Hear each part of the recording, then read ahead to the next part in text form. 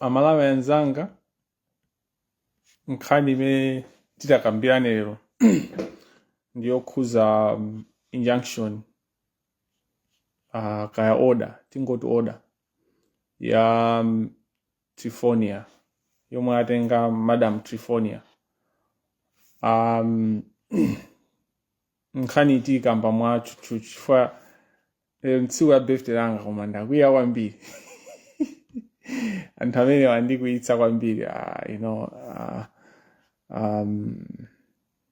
the level of impunity is just too much, so let's just give it some minutes, just 5 minutes. I'm trying to look ndifuna ndione china chake kuti ndikamakamba ndikhale kuti ndikukamba from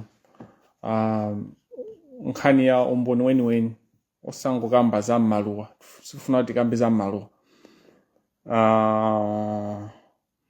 So meanwhile amene mungakwanise mukhoza kumapanga send like or tima hearts. The reason is that I was told kuti zimenezo zimabweresa anthu ena amene sana join kuti ajoine. So you can be commenting or reacting. The reactions imathandiza kuti anthu ena apange.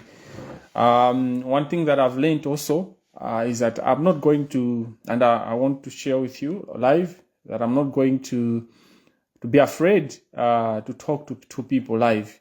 One thing I've learned is that anthu ambiri akumafuna kuonera live yanga, akumafuna kupanga join live rather, akumafuna kuonera later because they don't want to be seen to be here.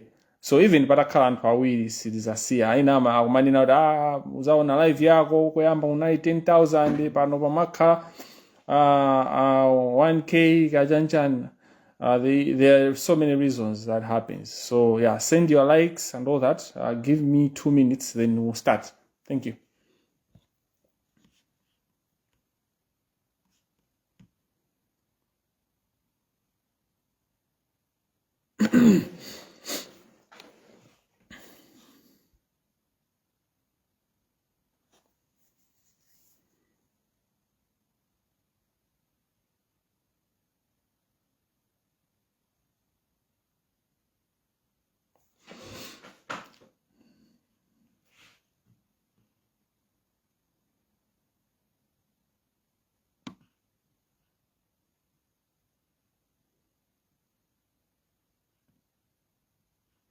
Thank you for the birthday wishes. I can hear Carito Kondowe saying happy birthday. Thank you. The word comrade, actually, somebody has said happy birthday, comrade. The word comrade is very, very it's a respected name, it's a respected word. But Kumalawi and maybe Africa or even other parts of the world, we have abused the word comrade, we have abused the word comrade, and to Ama user comrade for Antonina, they shouldn't be.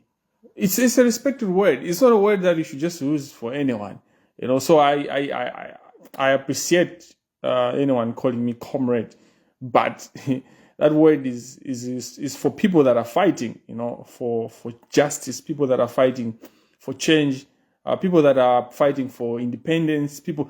It's a word for people that are at war, at war against injustice, at war against poverty, at war against a lot of things. Poverty is an injustice, by the way.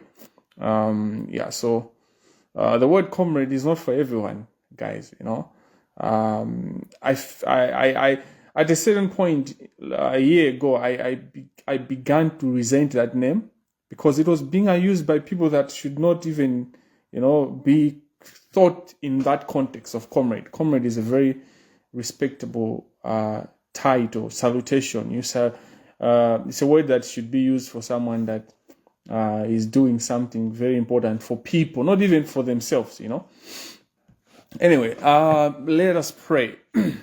In the name of the Father, Son, and the Holy Spirit. Amen. Lord Almighty Father, we thank you for the gift of life. We thank you for the gift of the day. We ask you that you guide us as we discuss, as we share, as we try to unpack some of the one of the decisions of the court in Malawi, the court that has decided to restrain the Malawi Revenue Authority from investigating a citizen of Malawi. We pray, Lord, that you give us the wisdom and you give us the ears to speak, but also to hear and to act on the word that we're going to share. We ask you that you protect us and you guide our families and everyone who is traveling in this festive season. And may you protect us and may you protect people that are in the hospital. May they be protected from deaths. May they be healed. But if they are not healed, may they be with us in 2025. We pray all this in Jesus' name. Amen. In the name of the Father, and of the Son, and of the Holy Spirit. Amen. So, nkhani yathu ndi yachidule. Tukambirana za chiganizo chimene chachoka ku court, chimene chikuletsa amene amatolera msonkho ku Malawi kunena kuti asafufuze amayi Trifonia. Koma ndisanayambe kukamba nkhani yeniyeni mafuna kungonena apo kunena kuti lero sinapange plan yonena kunena kuti ndikhoza kuyankhula zimene zizi kapena kuti kupanga kuyikapo ndemanga pa nkhani imeneyi. Maka lero ndi tsiku lofunikira kwa ine ifa kuti ndimakumbukira tsiku limene ndabadwa and tsiku limene ndofunika kuti it's for me, kuti ndisangalale, ndipume, ndikusangala kumakhala kusiyana-siyana, ndideke, I should eat nice food, I should drink a very cold Fanta, and enjoy, basically. So I did not intend to be online to always still. I think most of you have seen that I intend to speak to you on the 27th, and I will still address you on the 27th because my issues in Gambia. We need to close the year. I owe you, the public, an update because you have been with me, you have been with us, because this is a movement, this is a team. There are a lot of people that have sacrificed their well-being, their lives, to keep this momentum, to keep this movement. The information that I do get, I can't get all the information by myself. There are a lot of people that are giving reliable information, and there are also people that verify this information through the investigations that we have put in place and all that. So I want to thank people for that. So we'll still have the 27th one. Today, we just focused on one issue. Trifonia. I could bend Anyage, but I don't know Trifonia bend. I suspect this one is Trifonia Thompson Mpinganjira. That's the one that I know. So if it is really Trifonia Mpinganjira, that's the one that we'll talk about. The owner, Munoagwa Diplomats Car Hire. So last year, so I was talking about my birthday. Last year, when I was celebrating my birthday, on a day like today, I had a lunch, one of the restaurants in Blantyre. I'm based in Blantyre. So during that lunch, I had my family, my closest friends.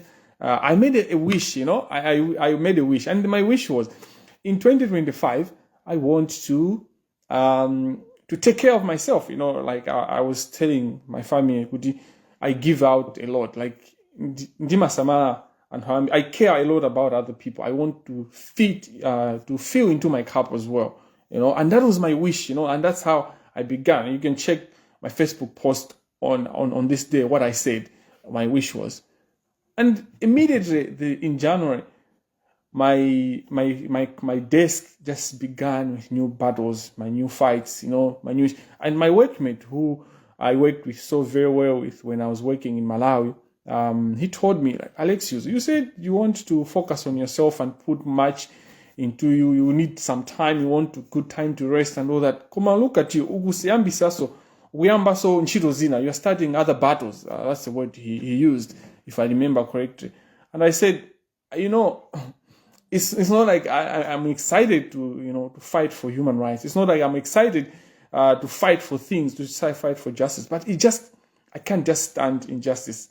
And this is what it is. Like, I can't stand injustice. I can't stand stupidity, because injustice is very stupid. I can't stand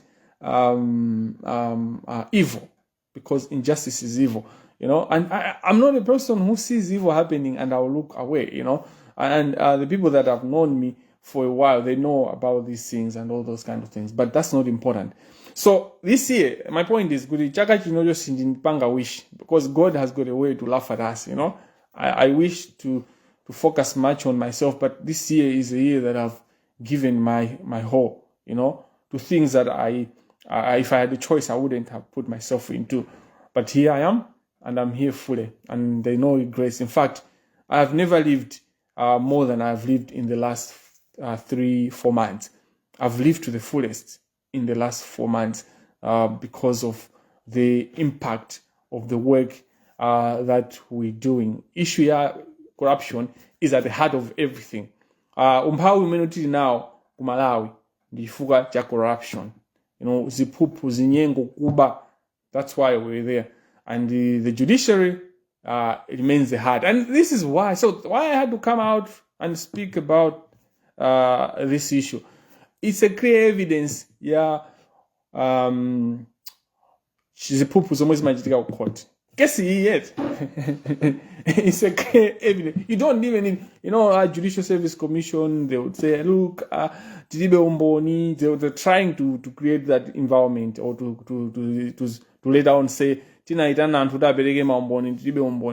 there's just too much evidence. Our worry is that there's too much evidence of corruption in the judiciary, and not otherwise. Anyway, Trifonia anapita ku koti kuja, from the document that I have. Choyambira nchonena kuti patuluka news today, an hour or 2 hours ago, patuluka article by Zodiac, and I want to call upon Zodiac to investigate this issue properly, because akunena kuti resident magistrate court yapereka injunction against Malawi Revenue Authority. Ine ngati wa malamulo amene mapanga za mama, ngati lawyer, as a lawyer, I know the magistrate court doesn't have powers to give an injunction. So I would want Zodiac, the management at Zodiac, to go back and investigate. Is it an injunction? What is it? Because the magistrate court does not have powers to give an injunction.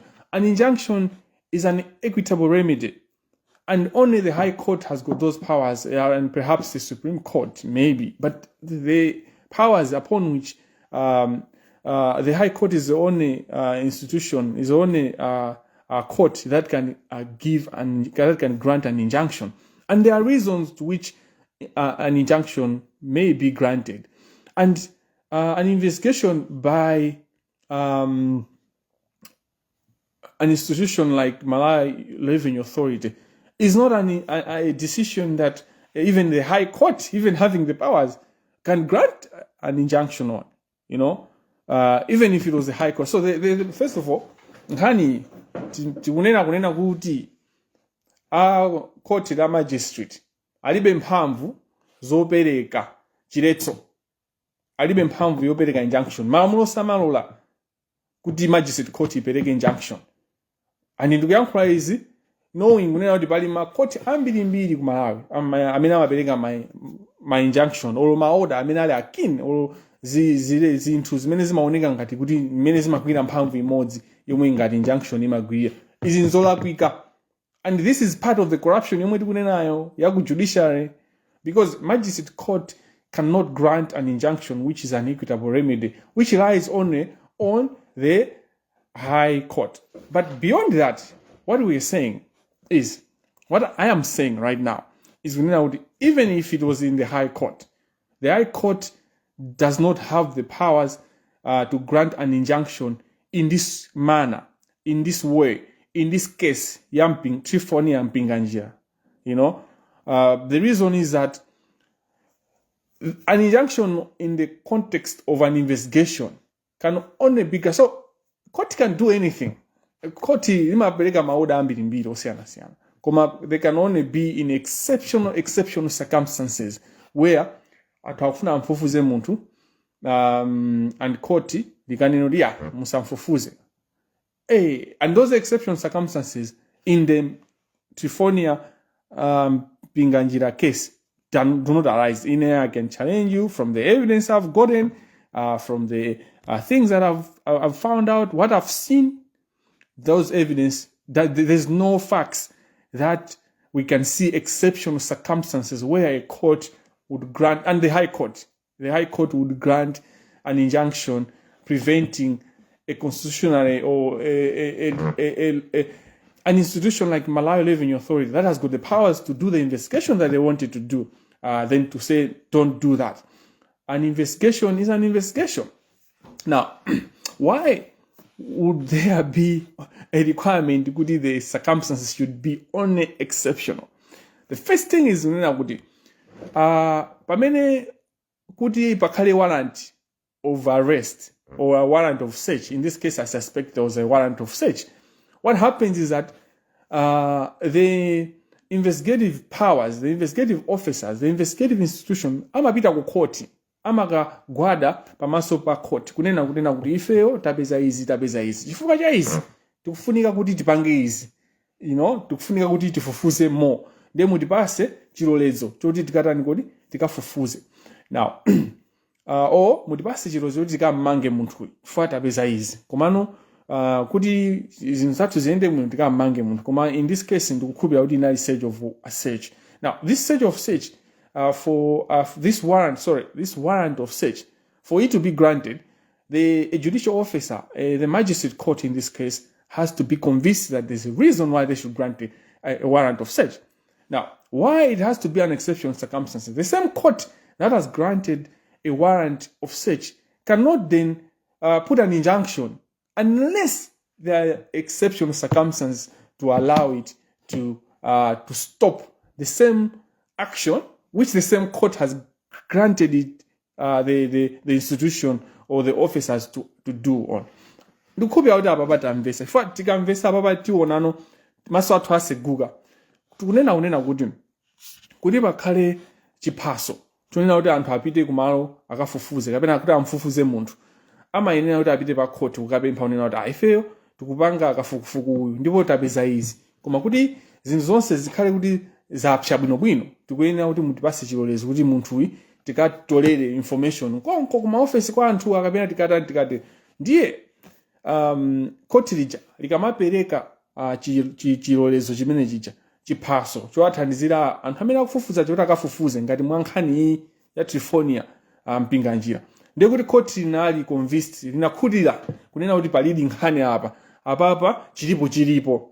Now pamene court lanena unena kuti apa chilipo, for the same court kuti court lomwelo linene unena kuti basi munthu chamusamfufuze, pakuyenera pakhali kuti pafa mzungu timayankhula choncho, pakhali kuti pavuta, pakhali kuti pamene papa pachita katondo, mazi achita katondo. Ndifaki tikunena kuti amafunika exceptional circumstances for an order of this nature to come out, especially when it's an investigation, and this order can only come from the High Court. Ndifaki ndikunena kuti Zodiac, I want Zodiac to investigate, apite atuze zona Amalawi kunena kuti kodi apereka chani izati njani, because magistrate court ilibe mphamvu zopereka injunction. Chachiwiri ndichonena kunena kuti zimene zimachitika ku Malawi ndi zinthu zachibwana zopusa. We have become a nation that is just stupid, because we cannot allow people to just get away with things, and we are all responsible. Tonsefe ndife olakwa chifukwa tikulolera izizi kuti zichitike. And I'm talking to you amene mwa join live iniyo ndi anthu olakwa chifukwa kuti mukulola uchitsiru umene uchitika ku Malawi kuti upitirire. Mukulola anthu aziba ndalama zaboma, because izizi pali umbono okwanira bwinobwino oonesa unena kuti kampani imene ikuyenera ifufusidwe ndithu ndipo pali milandu kuti ayankhe. Koma chimene chimachitika nchonena kuti nkhani imene yaphulika chonchi anditithokoze Mulungu. Izizi sikuti zangochitika. Why should we thank God? We should thank God because mubange muifufuze MRA. Ma accounts a MRA. Maziwa kuti amakhala ndani amene amapanga manage ma accounts a MRA. The majority of the accounts of MRA are managed by FDH Bank. Anyaka FDH Bank ndampinga njira. You know? Now, if you go further, mukayangane mene makaya kwa MRA. Kwa MRA mukafufuza bwino mupeza unena kuti kuyambira mbuyo anthu ogwira ntchito kwa MRA amatha kukatenga loan ku FDH Bank anyhow. They take loan. This is information you can investigate and you find out. Zomwe ndikutanthauza nzonena kuti MRA as we speak ilikali m'manja mwa mpinga njira aja. You know, apart from other anthu akundiyimbira sindizowa kuchitika njani mwina make pali information ina yake imene afuna kundiuza komano anyway ndipitiza so I'll be very brief with this with live for better information ina yake imene afuna kundipasa komano chimene mafuna kunena kuti mukayang'ana MRA muyang'ane kuti ma accounts awo amakhala kuti 80% 70% of those accounts are managed by FDH Bank. You know, so they are in business with FDH Bank. So the revelation is almost ajitika pankhani ya Trifonia mpinga njira. There's more powers than just what we can see. It was a shock to me when I know how the system works. It was a shock for me kuti zafika mpaka na zatupuka chonchi. Chifukwa mpinga njira and control has some form of control of FDH Bank. I mean of MRA. You know, in that context, and they do business together anyway.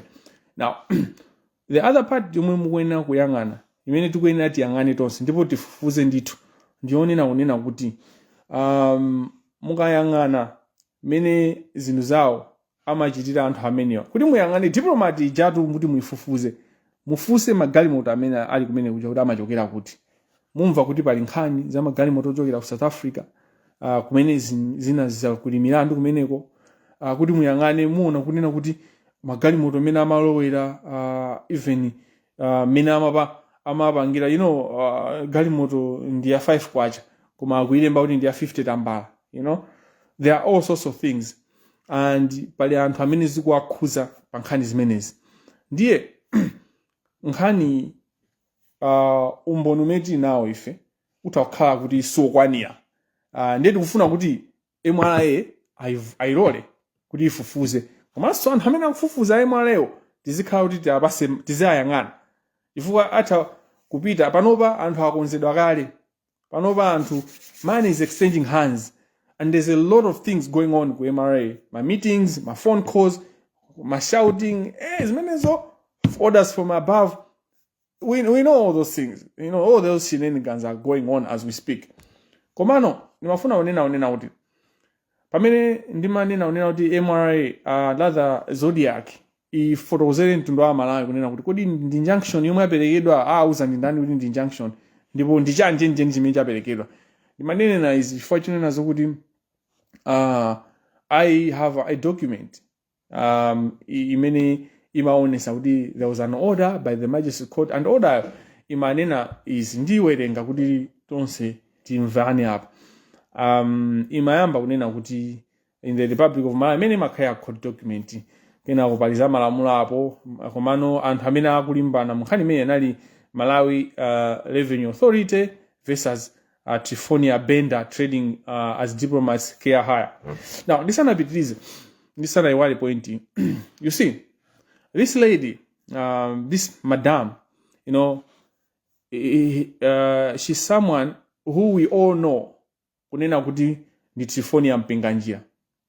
Akapanga what we call ndalama, akamafuna kupereka ndalama kwa anthu, akamafuna kupanga whatever they call a charity work, what they do, whatever that is.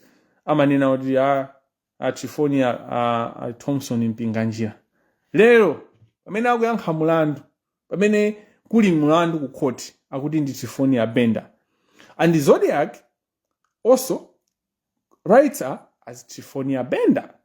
I find that very interesting. And that's how powerful the rich are.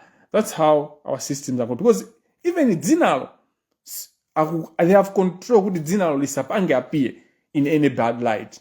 Komano akula. Anyway, let me continue. The order, upon hearing counsel for the applicant and upon reading the affidavit in support, it is hereby ordered that the search warrant obtained herein be and is hereby stayed pending the application to set aside the search warrant. Then the Malawi Revenue Authority should not seize motor vehicles belonging to the applicant or diplomat car hire and the state agents limited in the execution of the search warrant granted by this court.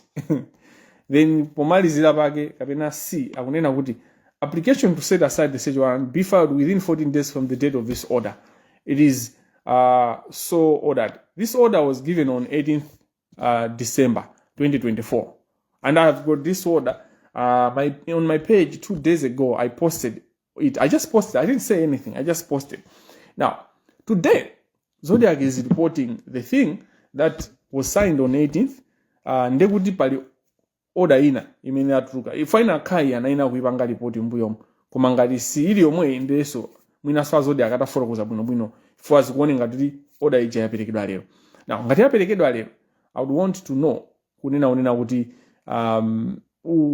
is this a new order? Is this a new application? Was there a new application?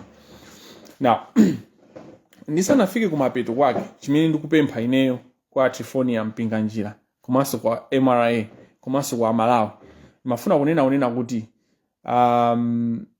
order imene ikunenedwa kuti yaperekedwayo ndionena kuti tikuyenera kuti tisegule maso ndipo muone zomwe timakamba takhala tikunena za corruption in the judiciary kuti chinyengo cha ku judiciary ndichooneka chifukwa chonena kuti mukawerenga order imene mawerenga icha ikukamba za this court granted. So nazakamba paja kunena kuti the court gave a warrant of search because it was convinced that there was a reasonable grounds for there to be a search.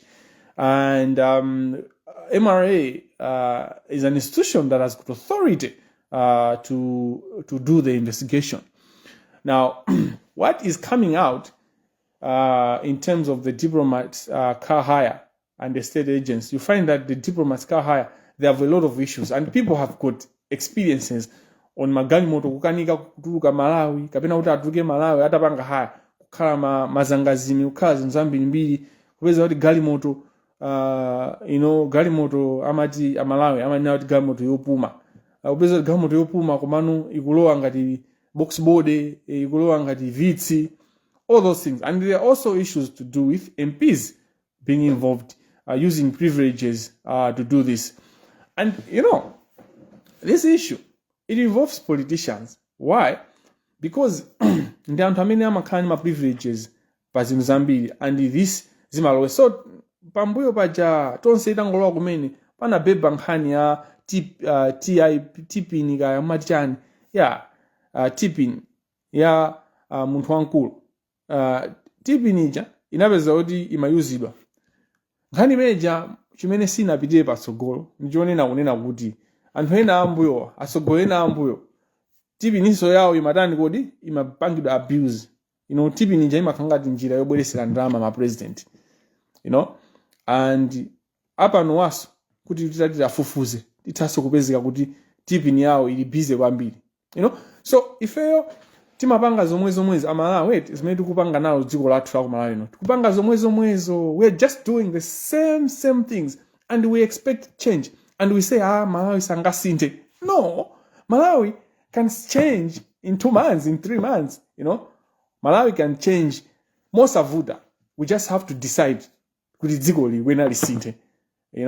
And I think that this is a time, it's a moment of a lifetime for this country. Since 1964, since 1994, we have never had an opportunity to change our country, how we do things. And I want to challenge you, kutena kuti 2025, election 2025 September is not important. It's a routine. How many times have we chosen presidents? I'm not saying you should not register. Get registered, and on the day, go vote. But we should create a system. What we need is a system. We should fix our systems. And one way to fix the system is now. Tifoni Mpinganjira should not be allowed to prevent institutions that have got authority like MRA to investigate them. Kwafufuza, anthu akakhalini mphamvu zosokoneza kuti asafufuze. No, it shouldn't work like that. Now, as I conclude, my plea is this: kunena kuti ineyo ngati Alexius Kamangira ndikuwakayikira Tifoni Mpinganjira, and ndi ufulu owakayikira. Ndikuwakayikira kunena kuti chuma chawo chili ndi chani kodi, chili ndi zipingopingo, chili ndi zinthu zosaoneka bwinobwino. And ndinakakonda kunena kuti Tifoni Mpinganjira alole Malawi Revenue Authority kuti afufuze. Chifukwa akafufuza zindithandiza ineyo either kuti ndione kuti zimene maganiza zija ndizoonadi kuti amayiwa ndachinyengo ndipo ndakuba, o zindithandiza kunena kuti pamaso panga ndikamaona nziona kuti amayiwa ndinkangwalakwira ndabwinobwino ndipo ndikhala masuka. In fact, I'll be very happy, and this is not a joke. Like, ndikhala osangalala akafufuzidwa mwachilungamo ndikupezekadi kuti Tifoni Mpinganjira solakwa ndipo zinthu zawo zonse amapanga bwino. Funa ndizo ndoti Malawi imatani kodi ikutenga msonkho okwanira pa mabizinesi awo.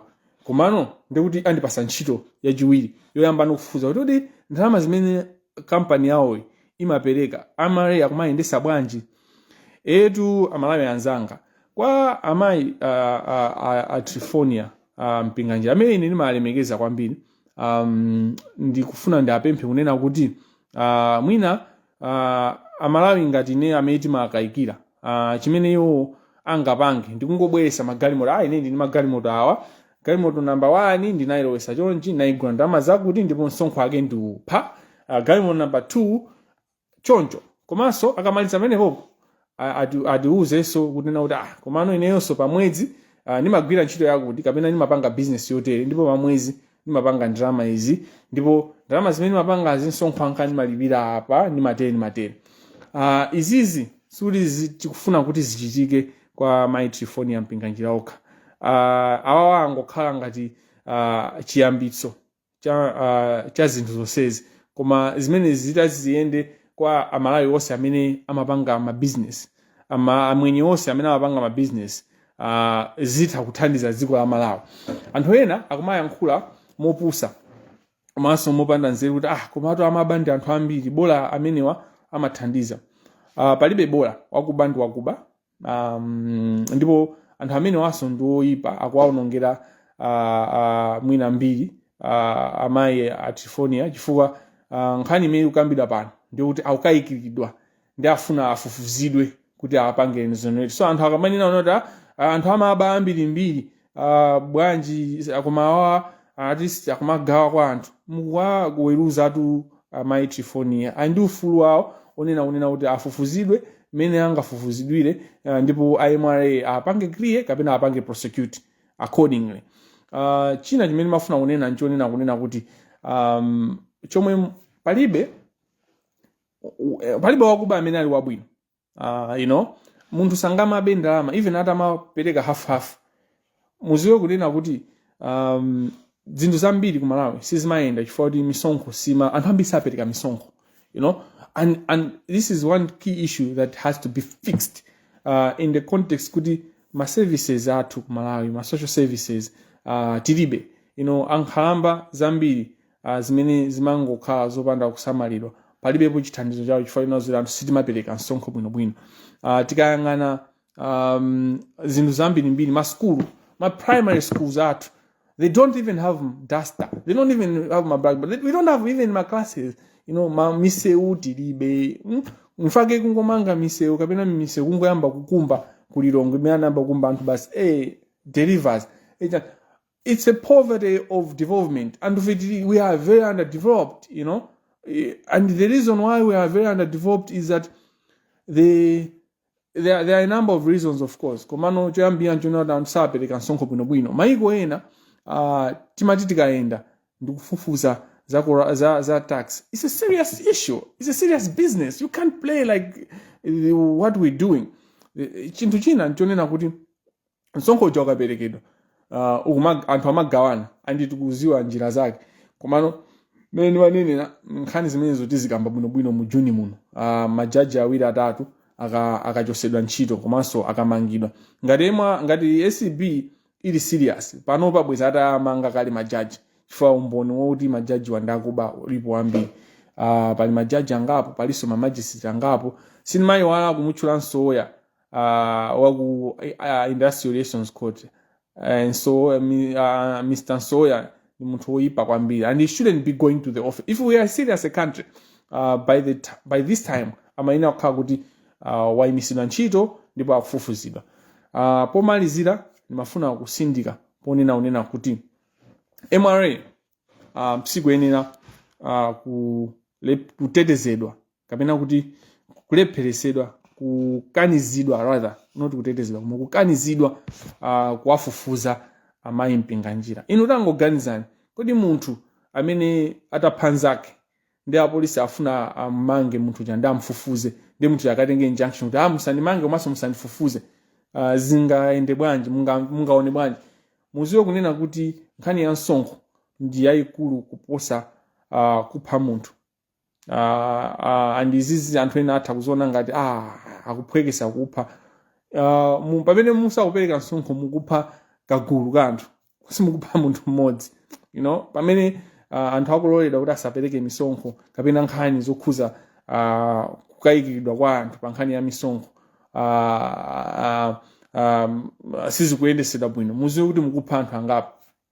MRA aziwenso kuti ifenso maso athu ali pa iwo, tikuwayang'ana koma pa nkhani yokha musalepherese, musakanize, musatseke MRA kuti afufuze. Pamene MRA akufuna kumfufuza munthu kupanga mpaka na search warrant apeza zina zake, ndipo ifeyo tikuyenera tonse amalawi tidzuke ndipo ndithokoze anthu amene abwera ndi umboni osiyanasiyana chifukwa nthawi zina tikamaziyamba zinthu zije timakhala kuti enafe tapeza information yochepa, koma enafe information yochepa imatani kodi imakhala kuti yatipasa nguvu yokwanira bwino, imatipasa mphamvu ndipo imatipasa courage yokwanira bwino ndikuyamba zinthu. Ndi tikayamba zinthu zija ngati mene tinayambira dzulo ndiye tutalandira data yonena kunena kuti apapatu palibe chifukwa chimene khoti limayenera kukuperekera chimene aperekerachi. Sindikudziwa ndi chichani koma choletsa MRA kuti afufuze amayiwa chifukwa si injunction, singanene kuti injunction chifukwa kuti magistrate court ilibe mphamvu zopereka injunction. And ndifake tikupempha Zodiac kuti afufuze ndipo auzenso mtundu wa Malawi kunena kuti chimenechi ndi chani. Amayi Trifonia Mpinganjira amene ali munthu olemekezeka kwambiri ku Malawi, tikuwapempha unena kuti angobweresa umboni onena kuti ndi magalimoto angati, magalimoto anagula ndalama zingati, anapereka msonkho ndalama zingati, pamoyo wawo pamwezi amapanga ndalama zingati, mabusiness awo kapena ntchito zimene amagwira. Zikatero basi kama gifts amene amalandira fa amaoneka kuti amakondedwa kwambiri, amalandira magifts. Izi zitithandiza kunena kuti makoti athu achite manyazi fa koti limene lapereka chilichonse chimene apereka zikuchita kuoneseratu kuti sizinayendi. Abale anga pomalizira nkhani yonena kuti ku judiciary kuli corruption komanso mu legal profession muli corruption ni nkhani yayikulu kwambiri, ndipo since we have been seeing maumbono ambiri osiyanasiyana, koma ndimafuna kunena kuti oda imeneyi amalawiso amene mukumvetsera apa mufufuze kunena kuti kodi lawyer amene anatenga injunction imene ndi ndani. Mupeza kunena kuti mwina itasokhala law firm imene tinayitchula kale, muno wake amene tinamutchula kale kuti ndi okuba, ndi lawyer okuba kwambiri ndipo akubera Malawi, ndipo ndi munthu wankhanza. Inu mumamusekerera koma iyeyo amakubayani mipeni. Tikatero tithokoze amene mwajoina, komanso muziwe kunena kuti pa 27 tikuzakamba za kodi tachokera kuti nkhani ya corruption in the legal profession, the bar and the bench. the corruption in the judiciary. We're also going to give an award to the most corrupt couple of the year 2024. Ndiye pali ma nominations komano kuopa kuulula zinthu tifuna kuti anthu amene mungakwanise ku inbox kupereka kupanga nanu nominate the most corrupt couple of 2024. Mutha kunditumizira ku Facebook messenger njira ina matha kumasuka mukhozanso kunena even pa ujeni paja. So pa 27 December tizapereka award imene ikhala yonena kuti tilemba ku Malawi ku ACB Anti-Corruption Bureau kuti kapo imene yayifufuze, kapo imene itawine corrupt couple of the year 2024. China chimene titakambe pa 27 ipa tionesanaso kunena kuti kodi where are we going in 2025. Otherwise, God bless you. Let us pray. In the name of the Father, Son, and the Holy Spirit. Amen. Lord, we thank you for the gift of together, converging together, the gift of friendship. We thank you for helping us to speak, to share, but also to hear. We ask you to guide us in everything that we do. As we go, may we be the light to the world. We pray all this through Christ our Lord. Amen. In the name of the Father, and of the Son, and of the Holy Spirit. Amen. Thank you very much. Merry Christmas. Happy birthday to me. And see you on the 27th of December 2024. Thank you.